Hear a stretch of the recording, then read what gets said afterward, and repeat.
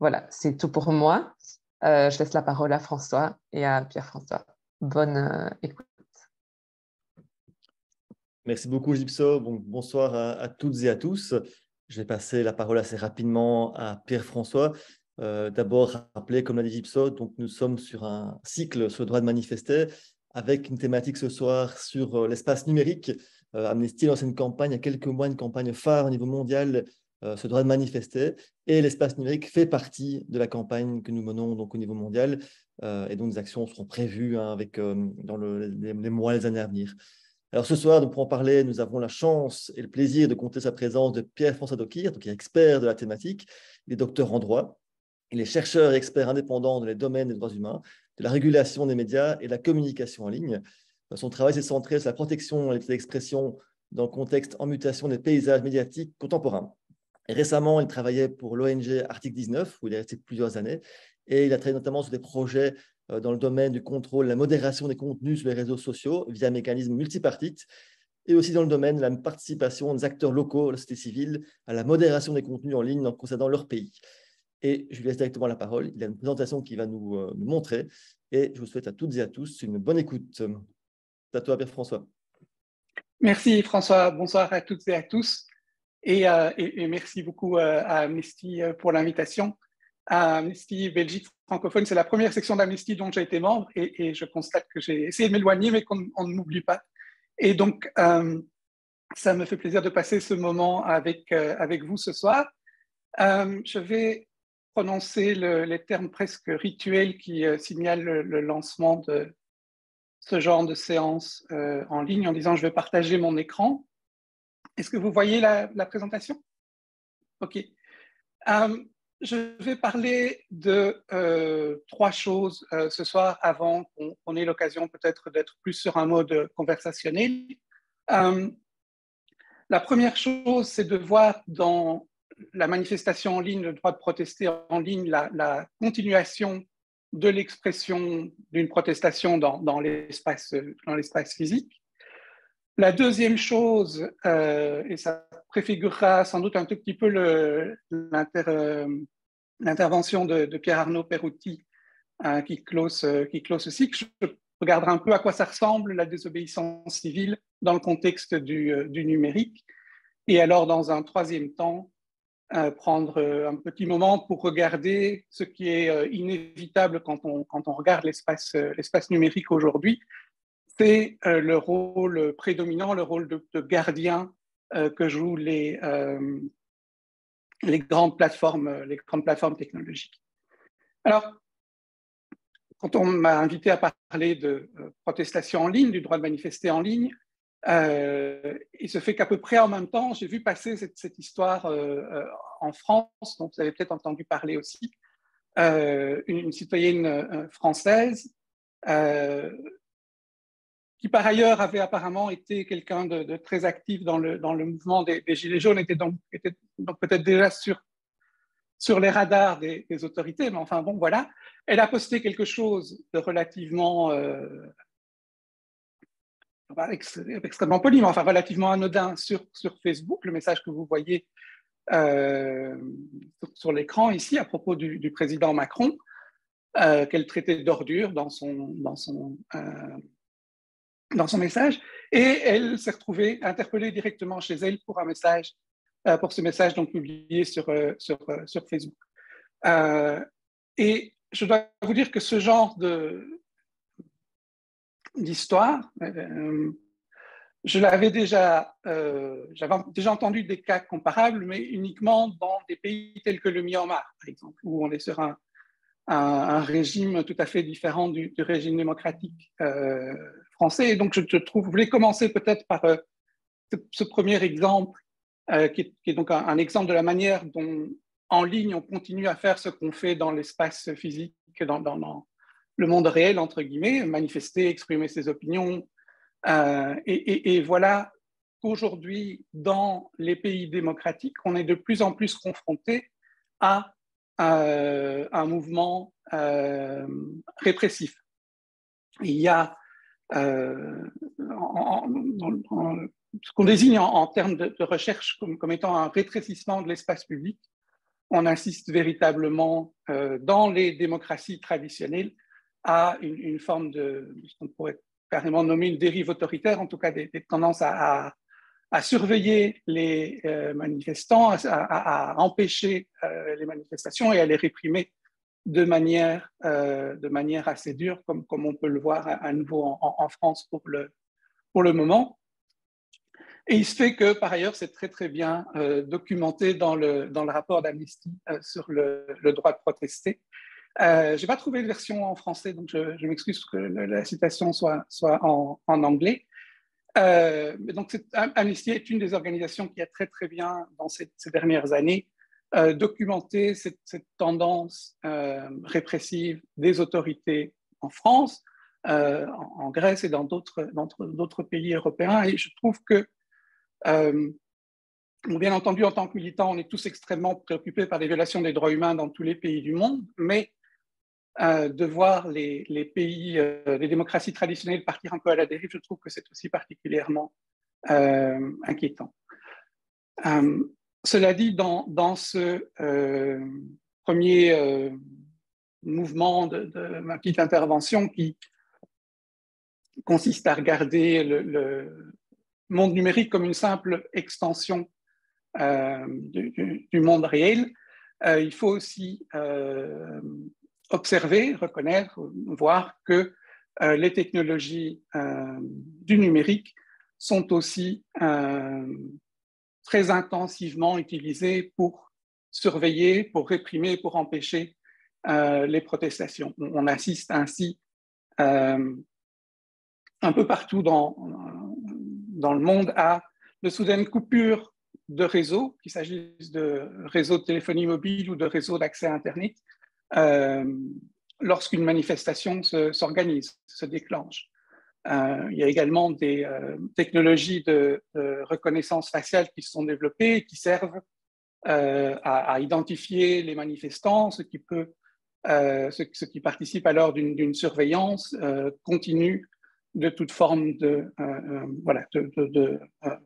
protestation ou de dissidence, enfin de déviance, si on veut, par rapport à la ligne du pouvoir. À nouveau, cette question-là de l'utilisation des technologies, elle est fort bien documentée dans le document de campagne d'Amnesty. Sur la question particulière de la reconnaissance faciale par les caméras de surveillance ou par des caméras portées par les forces de l'ordre, apparemment, aujourd'hui, l'Union européenne a adopté une nouvelle réglementation en matière d'intelligence artificielle qui touche notamment à cette question de la reconnaissance faciale pour, si j'ai bien suivi les informations aujourd'hui, pour aller plutôt dans le sens d'une interdiction. Donc, on est sur plutôt une bonne nouvelle à ce niveau-là pour l'espace de l'Union européenne. Et alors, j'y reviendrai tout à l'heure, mais ce qui me paraît important aussi par rapport à l'utilisation des technologies très avancées, très puissantes d'identification et de surveillance des manifestants, je crois qu'il est bon de savoir qu'il est possible de riposter, en tout cas de se protéger contre la surveillance. Et ainsi, il y a une série d'artistes aux États-Unis et en Angleterre qui ont cherché à identifier des motifs de maquillage qui ont tendance à provoquer la confusion chez l'algorithme de la reconnaissance des machines qui font la reconnaissance faciale. Et donc, vous voyez à quoi ça peut ressembler. Pendant 3 années, il y a eu un groupe d'artistes qui, à Londres, organisait des promenades guidées où les gens étaient invités à adopter ce genre de look. C'était une manière à la fois d'éduquer et puis en même temps de protester contre l'omniprésence de la surveillance par caméra dans la ville de Londres. Et le chercheur artiste qui a été le premier à développer ces techniques et à les tester sur différentes évolutions des algorithmes s'appelle donc Adam Aravi. Vous avez son site ici sur la slide.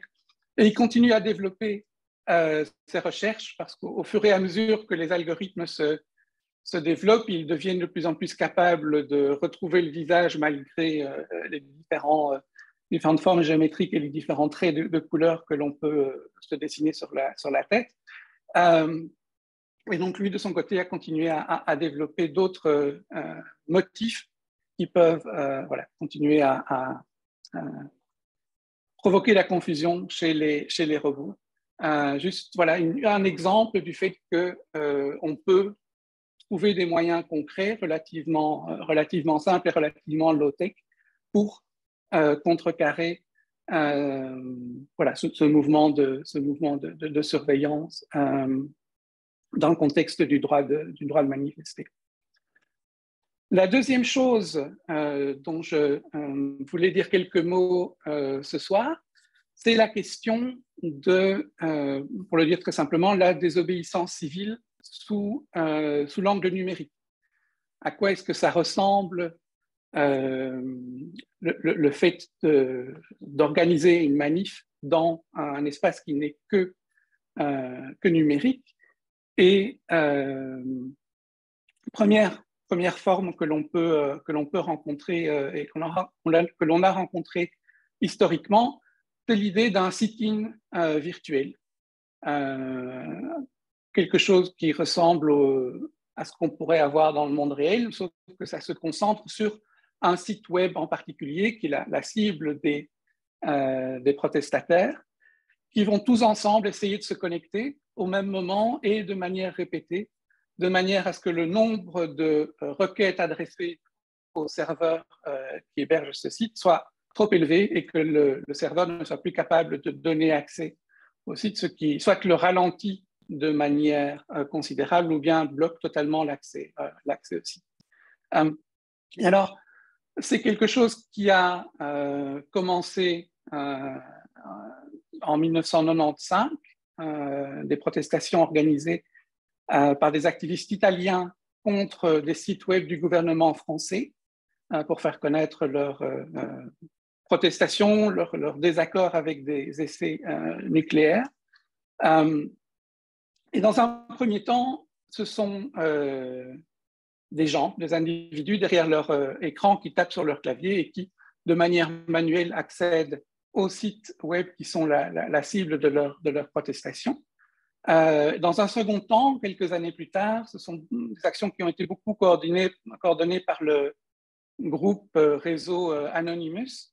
Là, on a vu se développer des formes de logiciels qui permettent de coordonner ce genre d'initiatives, ce genre de sit-in virtuel, pour permettre à un grand nombre de personnes assistées par des logiciels qui coordonnent leurs requêtes vers le site cible, ce qui permet donc de bloquer un site pour exprimer une opinion politique, pour faire passer un message de protestation.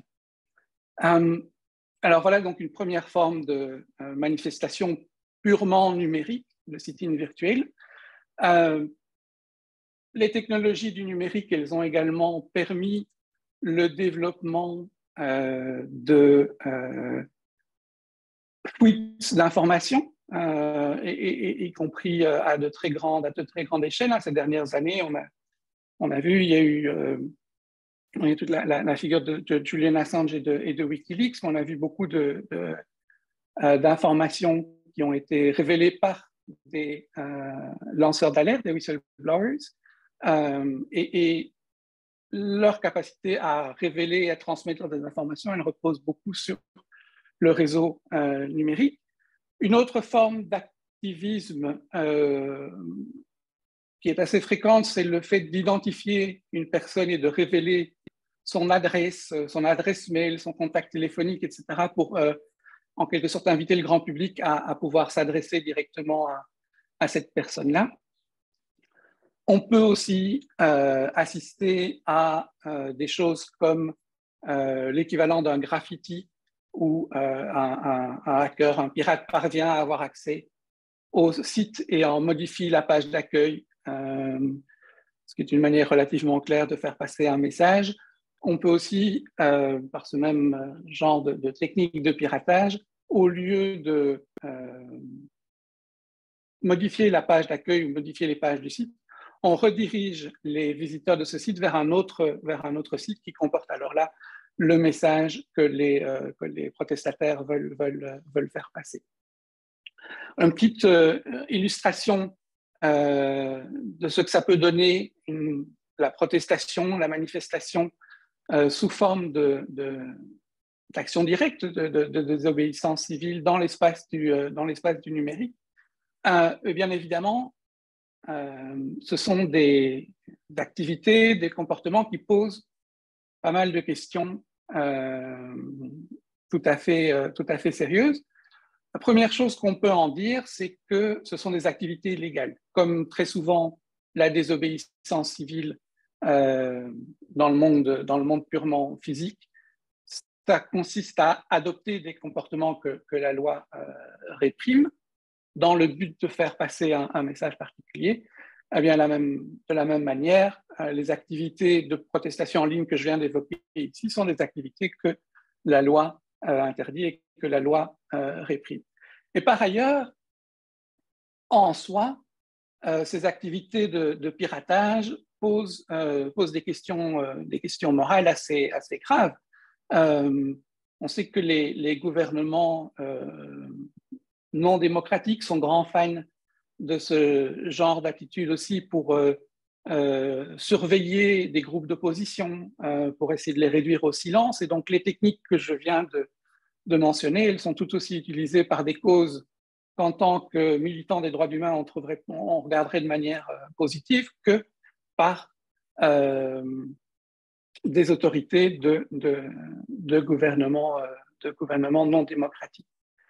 On peut aussi assister à des situations où des pirates informatiques, des hackers, utilisent leur savoir technique particulier, qui est une véritable expertise, un véritable savoir technique que tout le monde n'a pas, et ils utilisent cette compétence pour réduire au silence d'autres groupes de la société civile pour lesquels ils n'ont pas beaucoup de sympathie. On peut imaginer des mouvements religieux radicaux qui voudraient faire taire un certain nombre de mouvements critiques à leur égard, par exemple. Et donc là, on voit que la capacité technique et la compétence technique peut aussi poser problème en termes de tolérance à l'égard de la pluralité des opinions dans une société démocratique. Et puis, aujourd'hui, où une grande partie de nos existences dépendent du réseau Internet et de la sécurité des réseaux, il y a aussi une question plus globale qui est de savoir dans quelle mesure est-ce qu'il est légitime de pirater, briser la sécurité des espaces informatiques pour exprimer une opinion ou une protestation. Alors, c'est des questions sérieuses, c'est des questions importantes, et la réponse que dans l'organisation avec laquelle j'ai travaillé auparavant, Article 19, la réponse qu'on apportait, elle était double. La première, c'est de dire très clairement que les autorités publiques ne sont pas des bénéficiaires des droits humains, ne sont pas des bénéficiaires de la liberté d'expression, ne sont pas des bénéficiaires de la liberté de protester, et donc leurs activités de piratage n'ont rien à voir avec les droits humains.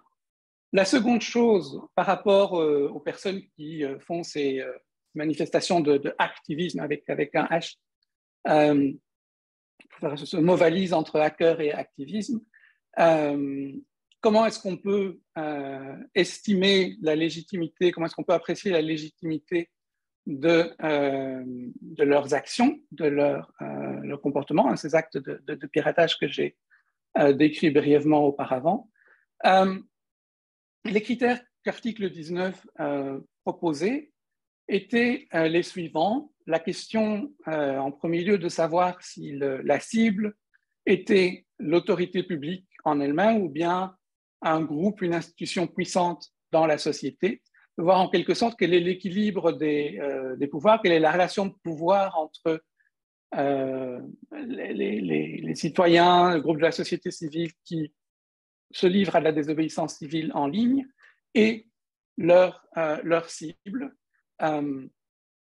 étant donné que lorsqu'on se trouve, l'idée qui est là derrière, c'est que lorsqu'on se trouve devant une situation où des individus isolés, des individus sans l'appui d'un grand groupe financier, etc., des kidam sont en opposition ou pratiquent la désobéissance civile pour critiquer le gouvernement ou pour critiquer une grande entreprise, une autre forme de grande institution, eh bien, dans ce cas-là, la balance doit plutôt pencher dans le sens de protéger la capacité de protestation des individus. Une autre question à examiner, c'est la question de savoir s'il y a d'autres moyens d'expression qui étaient à la disposition des protestataires. Lors des premiers sit-ins virtuels dont je vous parlais il y a un instant, la raison pour laquelle les activistes avaient décidé de passer sur la dimension numérique, c'est qu'il n'était pas possible pour eux de se réunir de manière présentielle, comme on dit aujourd'hui. Ce n'est pas possible pour eux d'aller dans la rue. Et donc, la seule possibilité était d'utiliser cet espace numérique. Et donc, la question ici est de savoir, d'estimer s'il y avait d'autres moyens que l'acte de désobéissance civile pour porter le message de manière efficace ou pas. Lorsqu'il y a, en absence de moyens d'expression alternative, dans ce cas-là, il est plus ou moins légitime, plus légitime en tout cas, pour les individus de se livrer à des actes de piratage. Et la dernière question à examiner pour apprécier la légitimité en quelque sorte de l'intervention des pirates, des activistes, c'est la question de savoir si la cible a réellement subi un dommage ou non.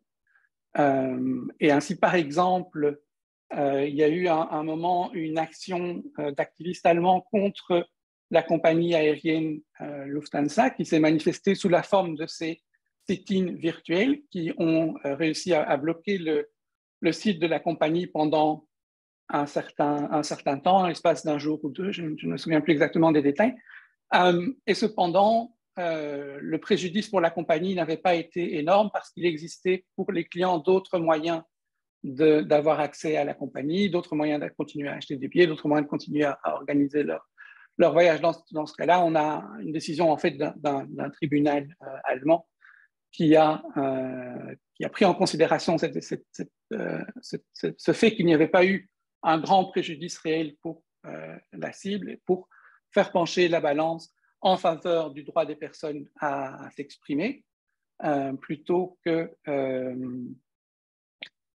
de leur restreindre leur droit à protester de cette manière-là. Alors, la troisième chose sur laquelle je voulais passer un peu de temps ce soir, c'est le fait qu'aujourd'hui, l'espace numérique, il est largement organisé et contrôlé par de grandes plateformes, de grandes entreprises qui jouent le rôle d'intermédiaire entre les gens qui ont des contenus, des informations, des idées à faire circuler, et puis les personnes qui consultent ces contenus, qui reçoivent ces idées.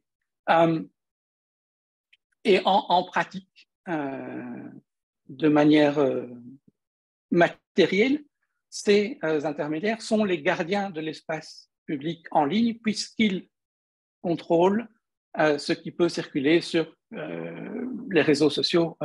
Pour prendre l'exemple le plus évident, Facebook, Meta, a la capacité concrète de retirer des contenus pour une raison ou l'autre de manière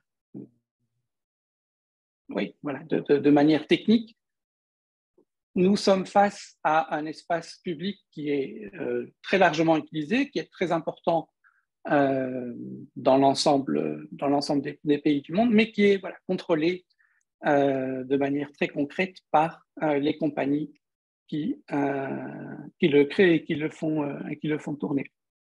Alors, c'est important dans les démocraties traditionnelles de savoir qu'on a ces espaces numériques, ces espaces de réseaux sociaux, et qu'ils sont contrôlés par Meta, par Google, etc. Mais il faut bien garder aussi à l'esprit que dans des pays où les paysages médiatiques sont moins bien portants qu'en Belgique, qu'en France, qu'en Europe en général, eh bien, très souvent, on a des situations où Facebook et l'Internet, pour les gens au quotidien, y compris parce que dans un certain nombre de situations, Facebook offre un accès à Internet, y compris sur les téléphones mobiles. Et donc, dans ces situations-là, vous avez accès à Facebook uniquement. Et donc, Facebook est l'Internet, et c'est le seul espace de libre expression auquel les citoyens peuvent concrètement avoir accès. Et donc, c'est un espace d'expression qui ajoute certainement une dimension, une capacité de démocratisation à ces sociétés-là où les médias sont en mauvais état, où les médias sont sous contrôle, où n'ont pas la possibilité de construire un discours critique et de distribuer des informations critiques, et où il n'y a pas du tout de pluralisme de l'information. Donc, il y a un côté très positif à l'existence de cet espace numérique, et par ailleurs, c'est un espace numérique sous contrôle, ce qui pose un certain nombre de questions sur lesquelles je vais dire deux, trois choses à présent. Et je crois que ce qui est peut-être important à dire pour commencer, c'est qu'on se trouve par rapport aux grandes plateformes technologiques, par rapport à un monde qui reste tout à fait opaque. De manière générale, ces compagnies, Facebook, Twitter, etc., ont petit à petit appris à communiquer beaucoup sur tout ce qu'elles font de formidable pour lutter contre la désinformation, pour lutter contre les contenus qui peuvent être préjudiciables.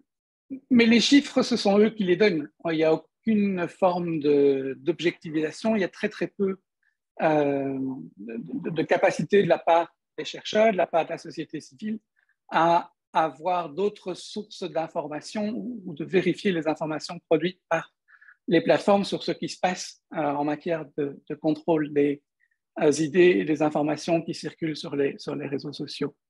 Donc, à un niveau un peu systémique, il y a un problème d'opacité, de flou, de relativement peu d'informations fiables qui est disponible. Et alors, d'un point de vue individuel, l'individu dont le compte est suspendu, dont le compte est bloqué, dont un post ou une vidéo a été supprimé d'un réseau ou l'autre, cet individu-là n'a pas toujours l'occasion d'être informé des raisons qui ont amené à la suspension de son compte, à la suppression d'un contenu particulier, et a encore moins souvent l'occasion d'avoir une conversation franche et honnête avec le réseau social pour pouvoir s'expliquer sur l'admissibilité ou non, sur la légitimité ou non de ce qu'il disait sur son compte, de ce qu'elle avait posté dans une vidéo particulière, etc. Donc, on est là par rapport à un monde qui est à la fois opaque et puis une situation de très, très grand déséquilibre dans la relation de pouvoir entre la plateforme et l'individu. Et à nouveau, il y a pas mal d'ONG qui ont documenté ça très, très bien. C'est extrêmement problématique pour des activistes qui n'ont comme moyen de monter un mouvement, de participer à un mouvement, d'échanger des idées critiques par rapport au pouvoir, qui n'ont d'autres moyens que Facebook ou que les réseaux sociaux.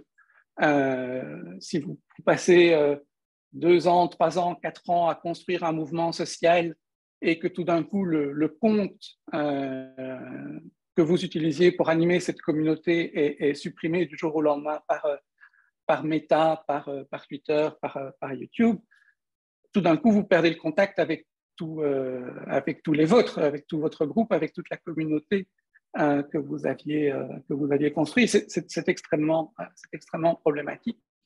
Et c'est extrêmement problématique aussi qu'il n'y ait pas de véritable recours organisé de manière un peu transparente, de manière un peu rapide et de manière un peu effective auprès de la plateforme. Ou même, on peut rêver à l'extérieur de la plateforme. La seule chose qui existe à l'heure actuelle en termes de contrôle extérieur des plateformes, c'est le conseil de surveillance de Facebook, un organe intéressant composé de... il y a tout un staff et puis il y a une vingtaine de décideurs qui sont des experts avec un CV absolument impeccable au niveau mondial, mais qui n'ont qu'une capacité extrêmement réduite à examiner des cas individuels.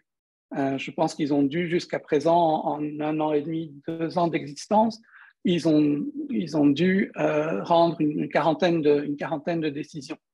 Alors évidemment, chacune de ces décisions peut informer les cas comparables, mais on n'a pas véritablement un contrôle individuel, un recours individuel par rapport à des décisions de retrait de contenu ou de suppression de compte qui peuvent avoir beaucoup de conséquences pour les individus. Le deuxième élément important à garder en tête quand on réfléchit, quand on regarde un peu comment ces plateformes fonctionnent, c'est que les autorités publiques, regardant en particulier le cas de l'Union européenne ici, ont eu tendance à déléguer l'application de la loi aux plateformes. On a eu des législations, en particulier en Allemagne, qui donnaient 24 heures ou 7 jours, selon les cas, à Facebook, par exemple, pour retirer un contenu illégal lorsque ce contenu illégal était porté à la connaissance de l'entreprise. Alors, ça veut dire que, par exemple, si vous repériez sur Facebook un contenu qui est un appel à la haine, un contenu qui nie l'Holocauste, des choses qui sont interdites par la loi, si vous envoyez une plainte à Facebook, ils ont, selon le type de procédure, ou bien 24 heures, ou bien 7 jours pour prendre une décision et retirer le contenu. Et on est là sur des questions qui sont relativement complexes. Si on se trouvait devant un tribunal, on parlerait de procédures qui, au minimum, prendraient plusieurs mois de préparation, d'instruction, préparation par les avocats, et puis le procès lui-même et la décision du juge sur cette question de est-ce que telle expression, tel contenu, tel geste, etc., était ou non une incitation à la haine. Ben, voilà, il y a les tribunaux discutent, apprécient tout le contexte, etc. Et c'est un travail qui se fait lentement. Mais voilà que les autorités publiques incitaient, encourageaient les réseaux sociaux à faire ce travail-là, l'application de la loi, et à le faire très rapidement sous peine de sanctions financières extrêmement élevées. Ce qui veut dire que pour éviter tout problème, l'attitude la plus prudente pour les réseaux sociaux, c'est de supprimer un maximum de trucs. De supprimer des choses dès qu'il y a ne serait-ce qu'une apparence d'un possible risque, c'est mieux de retirer pour éviter cette sanction financière potentiellement très élevée. Cela dit, à l'heure actuelle, les réglementations européennes sont en train de changer. Il y a eu une loi qui a été adoptée très récemment, qui est le Digital Services Act, donc la loi sur les services du numérique, qui a créé un certain nombre d'obligations de transparence pour les réseaux sociaux, qui a confié aussi à des autorités publiques indépendantes le rôle de surveiller de plus près la manière dont fonctionnent la modération des contenus sur ces différentes plateformes, en particulier par rapport à ce qui touche à la protection des mineurs, l'incitation à la haine et les questions de désinformation. Donc c'est une législation qui est relativement nouvelle, que l'on commence à mettre en œuvre aujourd'hui, donc il faudra voir si ça produit effectivement plus de transparence et si on arrive aussi à avoir des choses qui ressemblent finalement à des recours un peu effectifs pour les situations de contrôle des contenus, de suppression des contenus par les réseaux sociaux. Il faut savoir aussi sur ce sujet-là, et là il y a un institut danois qui a fait une série de recherches là-dessus, où ils ont regardé un grand nombre de commentaires supprimés de Facebook, et ils ont analysé l'ensemble de ces commentaires, un échantillon représentatif sur une période donnée, et ils ont constaté qu'on était sur de l'ordre moins d'un dixième de % de ces commentaires supprimés étaient effectivement contraires à la loi danoise. Et donc, les raisons pour lesquelles Facebook, Twitter, Instagram, etc. modèrent sont différentes de la loi, mais cette idée de leur faire appliquer la loi, ça ne fonctionne pas très bien. On est plutôt sur un système qui, de façon systémique, retire beaucoup plus que ce qu'il faudrait retirer dans les limites des législations en Europe. Et alors, dernier élément peut-être de réflexion, d'information sur l'importance des plateformes technologiques par rapport au droit de manifester en ligne. À côté de la question de la réglementation, il faut aussi garder à l'esprit l'idée que ces entreprises jouent un rôle finalement ambivalent. D'un certain côté, comme je dis, elles sont des organisations qui permettent l'exercice de la liberté d'expression, l'organisation de mouvements sociaux et l'organisation de protestations, et de l'autre, il y a des questions plus négatives, plus compliquées en termes de contrôle des contenus, et je n'ai même pas parlé de la question du traçage individuel, du profilage individuel des utilisateurs et de la vente d'espaces de publicité ciblés. Mais comme ce sont des choses extrêmement ambivalentes, il faut aussi pouvoir travailler avec ces plateformes pour, de manière pragmatique, faire progresser la cause de la liberté d'expression, la cause du droit de protester, la cause de la protection des droits humains. Et donc, du côté de la société civile, il y a un véritable défi à trouver une manière de travailler de manière stable, de manière continue, de manière aussi pérenne que possible, avec des gens de ces différentes entreprises pour pouvoir, par exemple, les informer concrètement de ce qui se passe dans un pays. Il y a une recherche que j'avais faite avec Article 19 dans le cadre d'un projet de l'UNESCO, où on a travaillé avec des organisations de la société civile en Bosnie-Herzégovine, qui nous ont expliqué n'avoir aucune capacité d'entrer en contact avec Facebook. Donc, on avait, avec ces organisations-là, cherché à voir de quelle manière on pouvait envisager la constitution d'une coalition d'organisations de la société civile qui aurait été capable de fournir à Facebook des informations particulièrement précises, détaillées sur ce qui se passait dans le pays, et toutes ces informations-là auraient pu alors être utilisées par Facebook pour faire une modération des contenus beaucoup mieux informés des spécificités du contexte local et beaucoup plus capable de comprendre ce qui se passe exactement, plutôt que de modérer les contenus, les messages, les informations de manière un peu brutale, à la grosse louche, et sans la possibilité de bien comprendre toujours le contexte. Parce qu'il faut savoir, et je vais en terminer par là, il faut savoir que la modération des contenus, c'est une activité qui est très, très largement confiée à des entreprises extérieures. Et ça, c'est vrai pour toutes les compagnies de réseaux sociaux. C'est pas uniquement Mark Zuckerberg qui apparaît beaucoup dans mes illustrations ici, mais je parle vraiment de manière générale. Des entreprises qui sont installées, par exemple, au Kenya, il y avait Samasource et d'autres, où les gens sont très, très mal payés, des conditions de travail vraiment difficiles, des horaires extrêmement difficiles, pour faire un travail qui peut être très éprouvant et même traumatisant, qui consiste à regarder toute la journée des contenus, des choses extrêmement choquantes.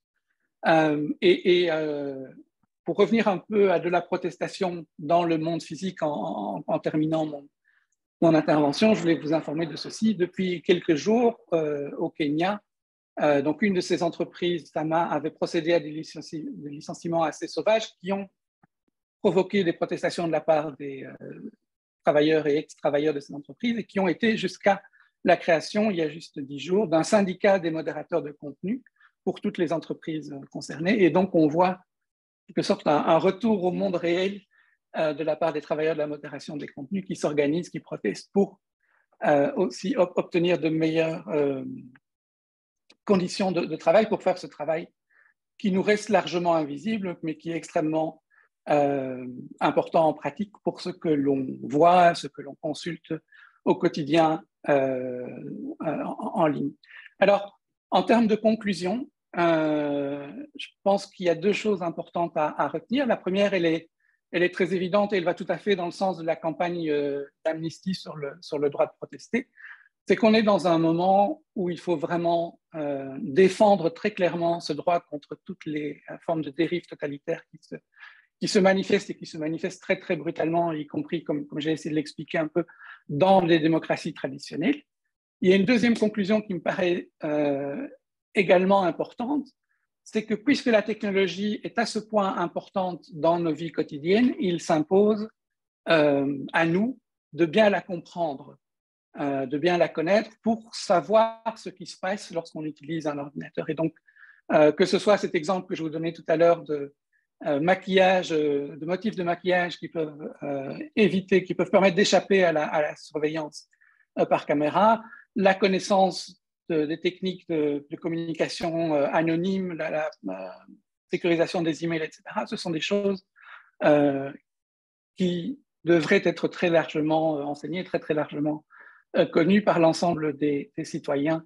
Voilà, puisque tout simplement la technologie prend une telle place dans voilà, l'infrastructure, le tissu de nos vies quotidiennes. Voilà, François, j'ai dépassé mon temps de parole, je pense, de 5 minutes, mais en tant que spécialiste de la liberté d'expression, c'est un droit que je m'octroie de manière assez systématique. Je suis volontiers à votre disposition s'il y a des questions, des commentaires, des remarques. Merci Pierre-François, je pense que tu as bien fait de dépasser parce que c'était passionnant et très dense. Et je pense que tu as ouvert la porte à beaucoup de questions, beaucoup de sujets.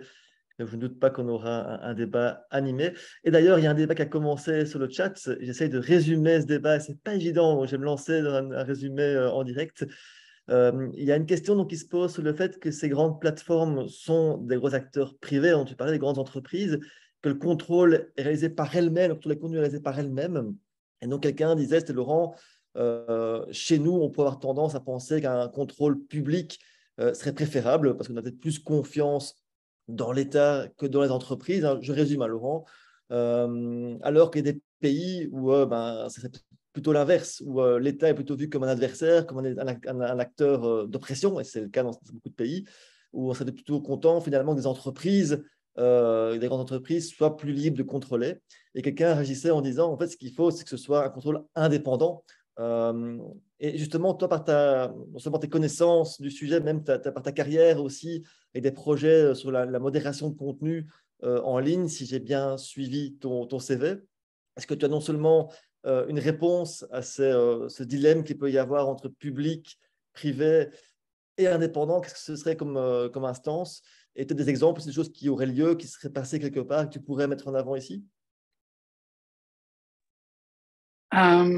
Oui, c'est même pas un vaste débat, c'est une série de vastes débats qui sont soulevés là. Je pense que sur la question de qui peut être une instance extérieure de surveillance et dans une certaine mesure de contrôle, il faut peut-être revenir sur les raisons pour lesquelles dans des États comme la Belgique, on peut faire confiance dans une certaine mesure au pouvoir public. C'est parce qu'on a un certain nombre de garanties.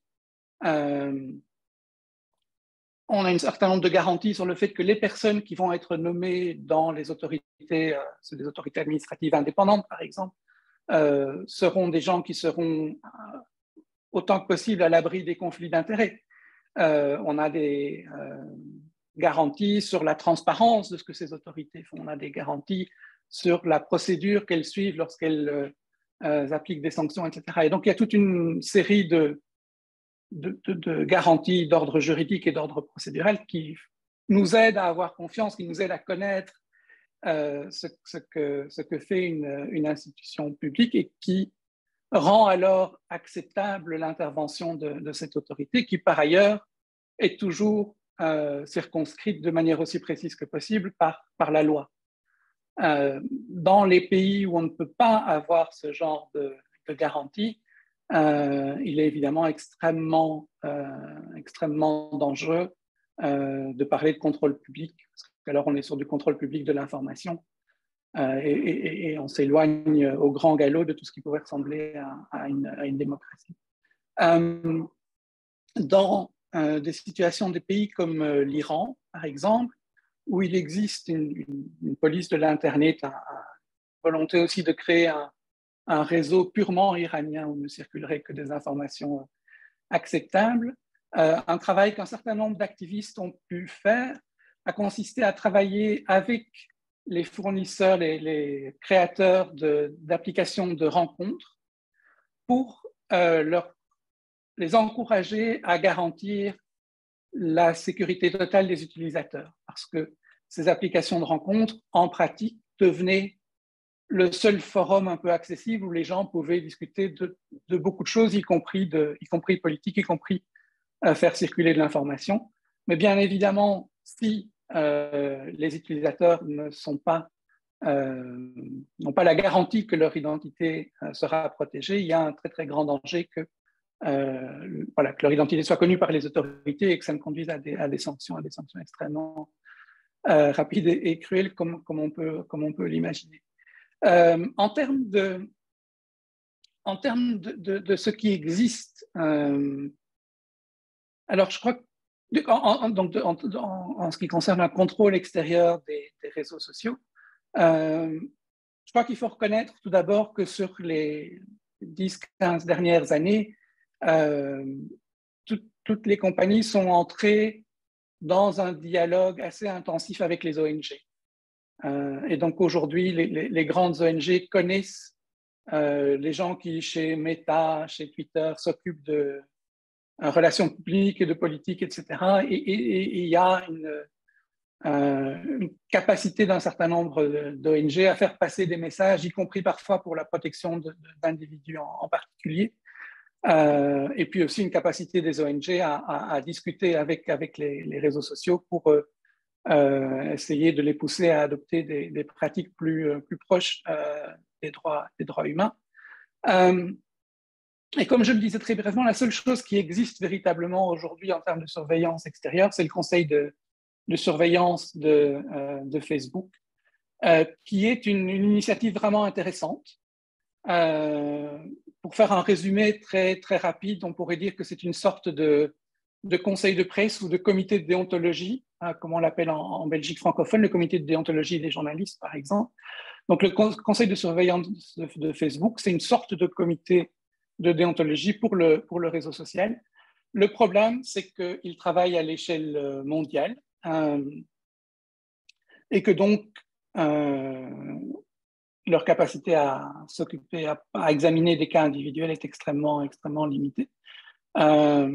Ils essayent de choisir des cas, entre guillemets, exemplaires qui résolvent des questions compliquées et qui peuvent ensuite informer la modération des contenus dans d'autres contextes que celui du cas particulier dont ils sont saisis. Mais voilà, ça reste une chose très internationale et très, très lointaine de ce que peut ressentir quelqu'un qui, voilà, pour revenir sur le cas de la Bosnie, quelqu'un qui utilise Facebook pour développer un mouvement social, une organisation de la société civile, et puis qui tout d'un coup voit ces contenus-là bloqués, suspendus, etc., et qui n'a aucune possibilité concrète d'entrer en contact avec qui que ce soit pour obtenir la restitution de son compte, de ses contenus, etc.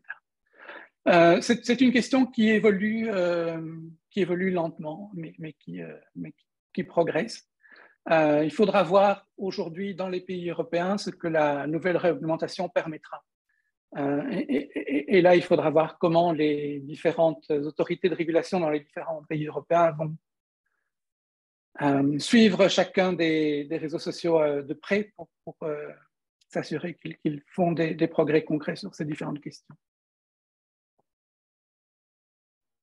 Merci.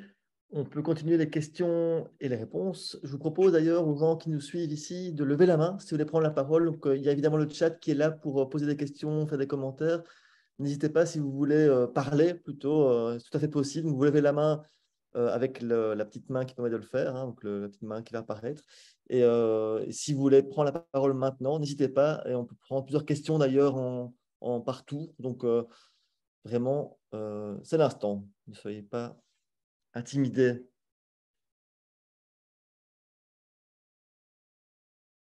Si personne ne lève la main, je peux poser une autre question qui est dans le chat, qui pose la question de la responsabilité, notamment des médias qui partagent, donc des médias classiques, entre guillemets, qui ont des pages, notamment Facebook, etc., et qui partagent des articles en ligne. Et donc, on voit souvent que la modération qui devrait avoir lieu, certains articles qui suscitent parfois des commentaires, soit racistes, soit homophobes, xénophobes, il y a un choix un peu à l'infini, tout ce qui peut apparaître comme commentaire, que la modération n'a pas lieu, ou quasiment pas, notamment les médias belges. Hein, donc on le voit bien avec l'initiative de la section belge d'Amnesty qui est Je résiste, donc des gens qui amènent des contenus plutôt favorables aux droits humains dans ces commentaires, sous les articles qui suscitent des commentaires haineux. Est-ce que les médias ont une responsabilité de modération des commentaires en dessous des contenus qu'ils postent? Il y a deux choses auxquelles je pense en réaction à ça. La première, elle est plus générale dans le monde des médias traditionnels, qu'il s'agisse des médias de service public ou des médias privés, des médias audiovisuels en tout cas, il y a un certain nombre d'obligations de respecter le pluralisme et donc de donner une certaine visibilité médiatique à l'ensemble des courants d'opinion qui existent dans la société. Alors, ça marche plus ou moins bien, de manière plus ou moins fine, mais enfin, ça garantit quand même une certaine représentation de la diversité philosophique, diversité politique d'un pays. Sur les réseaux sociaux, jusqu'à présent, il n'y a rien de tel. Il n'y a aucune obligation pour le moment pour Facebook, pour Instagram, de garantir que leur algorithme va fournir à chacun d'entre nous dans notre fil individuel des informations qui représenteront la diversité du monde, la complexité du monde, la diversité des opinions, etc. Mais c'est une question qui est en train de se développer. Il y a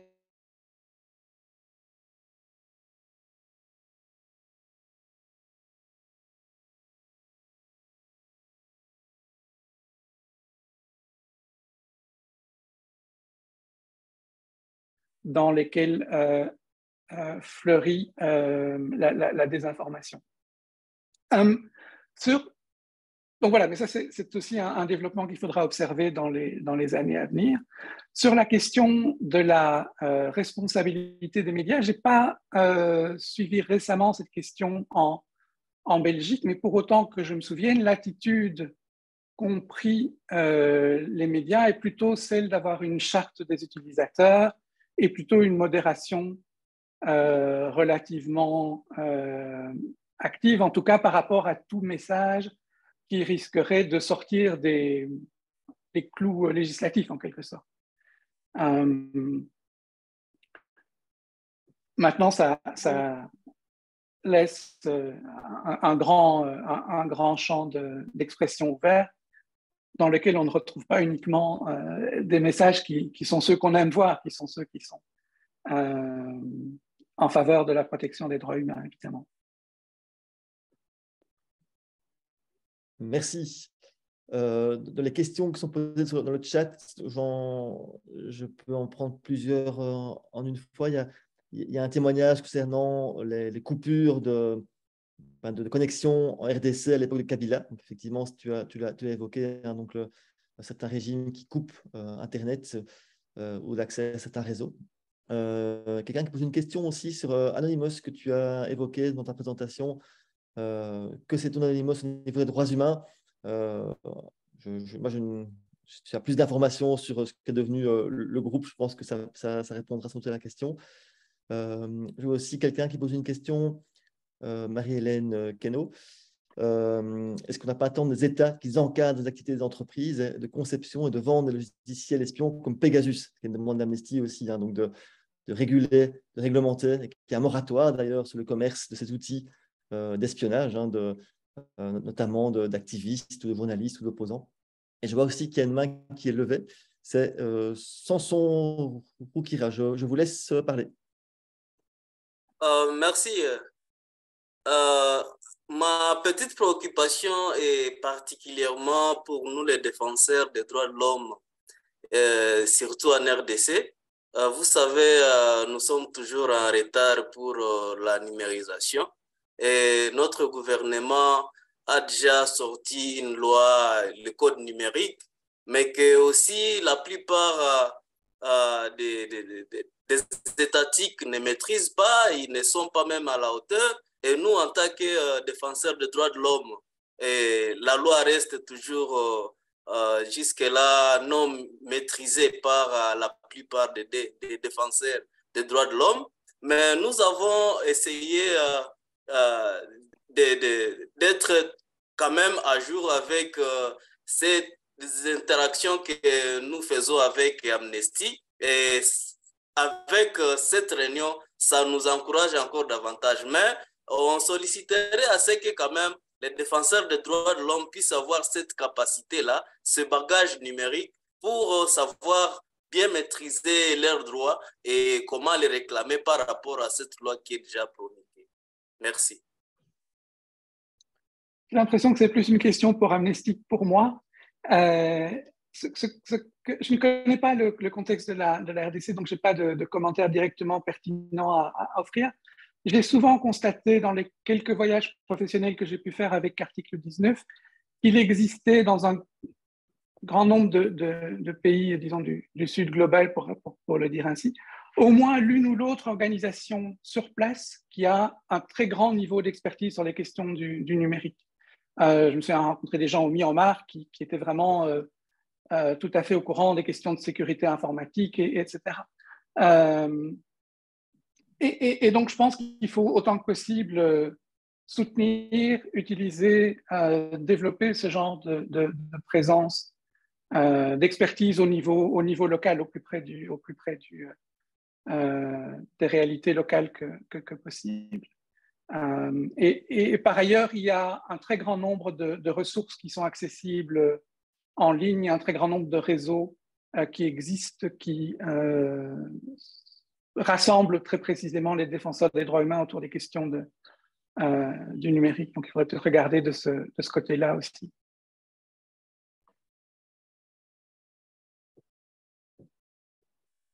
Peut-être pour citer aussi ce que parfois Amnesty peut faire avec les moyens dont on dispose, hein. Parfois, c'est aussi pouvoir contrôler si des gens n'ont pas été infectés, leur téléphone n'a pas été infecté par un logiciel comme Pegasus ou quelque chose qui parfois peut se faire avec une expertise technique qui s'est développée à ce niveau-là. Donc, comme on évoquait Pegasus avant. Est-ce que on avait répondu aux questions qui avaient été posées par ailleurs? Il y avait la question sur Anonymous. Toi, tu as de l'information sur ce que le groupe est devenu, Pierre-François? Non. Et par nature, c'est difficile de savoir. Je crois que c'était un groupe extrêmement... il y a eu 2-3 documentaires vraiment très, très bien faits sur ce groupe-là, parce que c'est un groupe très hybride entre des gens qui voulaient effectivement saisir une cause et la porter, la défendre, etc. Et d'autres qui étaient plus là pour s'amuser, pour faire des choses avec des copains, pour y compris se prouver à eux-mêmes qu'ils étaient capables de mener des actions de piratage. Donc on était sur sur des choses parfois très, je veux dire, adolescentes dans le sens un peu sauvage et chaotique que peut avoir l'adolescence, en même temps qu'il y avait voilà, une capacité à s'enflammer pour certaines causes à un certain moment. C'est par ailleurs un réseau qui était très décentralisé puisqu'il était organisé essentiellement sur support informatique. Mais voilà, je ne sais pas du tout ce qui se passe, où ça en est. Et on n'a pas leur adresse pour leur demander, donc c'est pas... je vois qu'il est 21h03, qu'on approche tout doucement de la fin de la session, mais on peut encore prendre des questions. Donc, n'hésitez surtout pas à le faire maintenant ou à vous taire, non pas à jamais, mais jusqu'à la prochaine session sur la manifester qui a quand même lieu bientôt.